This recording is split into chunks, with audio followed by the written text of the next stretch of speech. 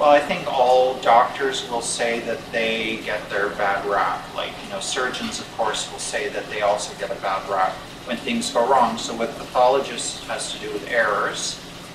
These are, there are different types of errors. There are errors which are, some of them, for example, are just transcriptional errors. So you have a report that has incorrect information, but because the pathologist is ultimately responsible for that report, that is still, somewhat relates back to the actual pathologist who did not identify that there was a clerical error. Sometimes you have things called interpretive errors. So this is where a diagnosis is rendered and that's incorrect.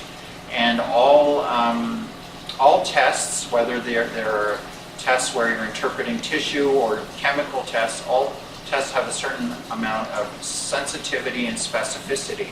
So certain diseases are easy to detect and others are less easy. The signs that we can identify are more subtle. So obviously those type of diseases often are associated with a higher error rate with diagnosis. So often when you hear about pathologists making mistakes, there are a lot of variables which are not really mentioned in those stories. And often, if it's a difficult case, where we often have a higher error rate just because it's a disease which is a little bit more difficult to diagnose. So it may not be necessarily just a case of negligence. It can be just that using this type of technique, you're not always 100% able to identify the disease correctly. So usually the errors, though, I find are communication errors. So usually the diagnosis may be misinterpreted or it's taken out of context.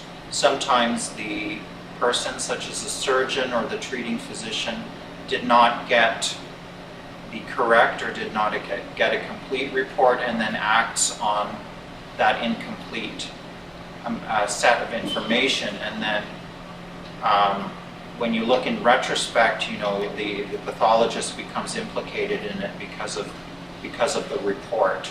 So some of the more recent problems I know that were involving pathology was that exactly, that there was actually nothing wrong with the diagnosis, but that the updated report, which had a significant finding in it, never made its way to the treating physician in a timely fashion. And some of that was seen as, was it really the responsibility of the pathologist to make sure that that person had that information? And that's up for debate.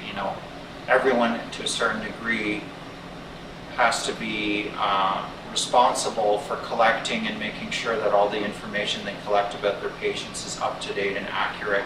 And we can only go so far to ensure that. But definitely having things like computerized and centralized databases, that definitely makes it easier, and not having, very non-standardized reports that are, perhaps transmitted in a way that is not always interpreted in the same fashion by different people. This is when you get into problems with so-called errors. A lot of the time it's much more complicated than just a straightforward error.